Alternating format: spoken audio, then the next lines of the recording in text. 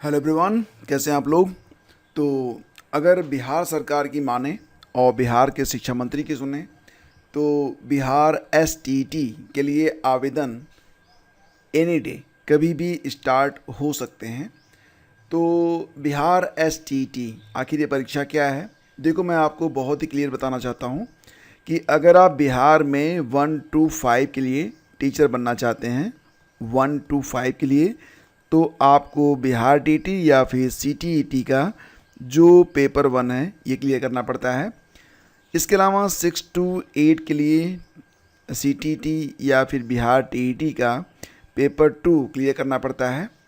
UP में जिसे आप टीजीटी कहते हैं, यानी कि 9वीं 10वीं में अगर आप सहायक अध्यापक बनना चाहते हैं तो इसके लिए आपको बिहार की जो एसटीईटी पेपर 1 परीक्षा है ये पास करना पड़ेगा। और पीजीटी जिसको आप कहते हैं यूपी में, यानी कि 11वीं और 12वीं में अगर आप लेक्चरार के तौर पर काम करना चाहते हैं तो आपको एसटीईटी पेपर 2 क्लियर करना पड़ेगा। ठीक है, तो यानी कि अगर आप बिहार टीजीटी और बिहार पीजीटी परीक्षा में फॉर्म भरना चाहते हैं बीपीएससी टीआरई 4 के अंतर्गत, तो इसके लिए आपको बिहार की जो एसटीईटी की परीक्षा है यह पास करनी पड़ेगी। देखो ये जो परीक्षा है फ़िलहाल यहाँ पर इसकी जो संरचना है उसमें बताया गया है कि ये परीक्षा जो होती है ये कुल मिला के 2.5 घंटे की परीक्षा होती है, 2 घंटा 30 मिनट की, जिसमें 150 प्रश्न आपको हल करने पड़ते हैं।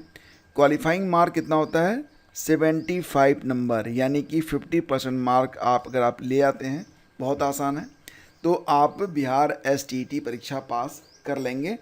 यहाँ पर देखिए कोई भी नेगेटिव मार्किंग नहीं होती है, तो बिना नेगेटिव मार्किंग के, यानी कि 75 नंबर ही केवल लाने हैं, वो भी बिना नेगेटिव मार्किंग के। बहुत आसान है, मुश्किल कुछ नहीं है।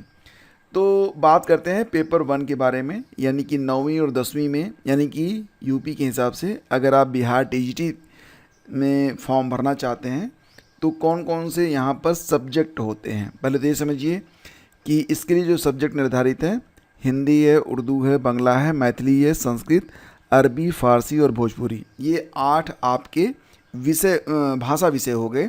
ठीक है, इसके अलावा अंग्रेजी, गणित, विज्ञान और सामाजिक विज्ञान, ठीक है, ये आपके 4 सब्जेक्ट हो गए।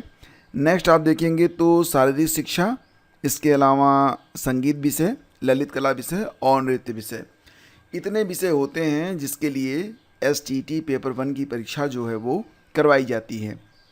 एलिजिबिलिटी बहुत सिंपल है, एक लाइन में मैं आपको समझाऊं तो अगर आपने बीएड किया हुआ है देन यू आर एलिजिबल। ठीक है, स्नातक और बीएड आपका होना चाहिए, लेकिन कंडीशंस अप्लाई कि स्नातक में आप वो विषय पढ़े हुए हों जिस विषय के शिक्षक बनने के लिए आप ये परीक्षा दे रहे हैं। जैसे कि अगर आप हिंदी टीचर बनना चाहते हैं तो स्नातक में आपका एक विषय हिंदी होना चाहिए प्लस आपका बीएड होना चाहिए। ठीक है, बाकी एलिजिबिलिटी बहुत सारी है, सिंप्लीफाइड वे में इसे आप समझिए कि अगर आप बीएड हैं और संबंधित विषय में आपका स्नातक है देन यू आर एलिजिबल। ठीक है, संगीत विषय में यहाँ पर कहा जा रहा है कि संगीत विषय में संगीत शिक्षा में स्नातक उपाधि होनी चाहिए या इसके समकक्ष, यानी कि यहाँ पर नो बीएड, संगीत में नो बीएड है, ललित कला में भी आपसे बीएड नहीं मांगा जा रहा है और नृत्य विषय में भी बीएड की डिमांड नहीं की जा रही है।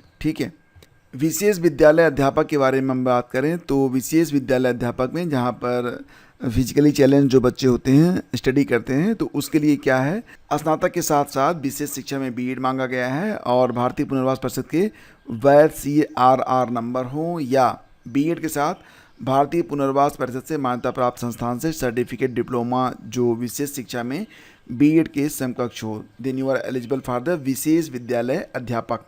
ठीक है, इसके बाद फ्रेंड्स बात करते हैं, यहाँ पर देखो विषय समूह के बारे में बात की गई है। अगर आप गणित में टीजीटी देना चाहते हैं, 9वीं 10वीं शिक्षक बनना चाहते हैं बिहार में, तो एलिजिबिलिटी क्या है।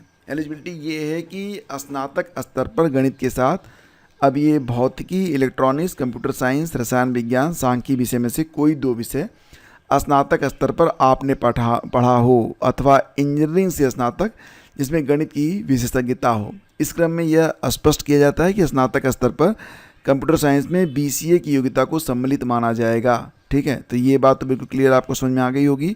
इसी प्रकार से विज्ञान में बात करें तो स्नातक स्तर पर जंतु विज्ञान, जिसमें प्राणी विज्ञान, वनस्पति विज्ञान एवं रसायन शास्त्र विषय में पठित हो, या इंजीनियरिंग से स्नातक जिसमें विज्ञान की विशेषता हो। इसके अलावा जो कॉम्बिनेशन है बायोटेक्नोलॉजी, माइक्रोबायोलॉजी, वो लोग भी यहाँ पर फॉर्म भर सकते हैं। सामाजिक विज्ञान में अगर आप फॉर्म भरना चाहते हैं तो ध्यान दीजिएगा कि आपने स्नातक विषय में कम से कम इतिहास या भूगोल जरूर पढ़ा हो। इसके अलावा बाकी 2 सब्जेक्ट हैं, इनमें से कोई भी एक सब्जेक्ट हो सकता है।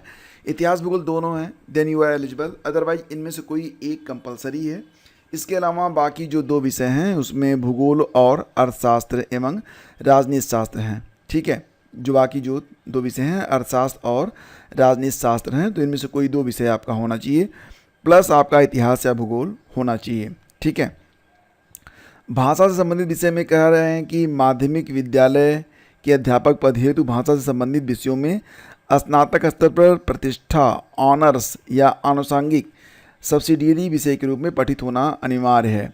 तो सब्सिडियरी विषय क्या होते हैं और ये एलिजिबिलिटी कैसे बनती है, इस पर एक अलग से वीडियो बनाकर मैंने अपलोड कर दिया है, आप चाहें तो वॉच कर सकते हैं, आपको वीडियो का लिंक डिस्क्रिप्शन में मिल जाएगा। ठीक है, तो इतनी बातें तो आपकी बिल्कुल क्लियर हो गई। अब आगे बढ़ते हैं, बात करेंगे अब यूपी PGT के समकक्ष बिहार PGT, यानी कि अगर 11वीं में आप बिहार में शिक्षक बनना चाहते हैं तो आपको STT का पेपर 2 क्लियर करना पड़ेगा। ठीक है, इसमें जो शैक्षणिक अर्हता है वो ये है कि आपका जो है ना यहाँ पर संबंधित विषय में PG होना चाहिए प्लस आपका B.Ed होना चाहिए। बहुत ही सिंपल वे में आप इसे समझिए।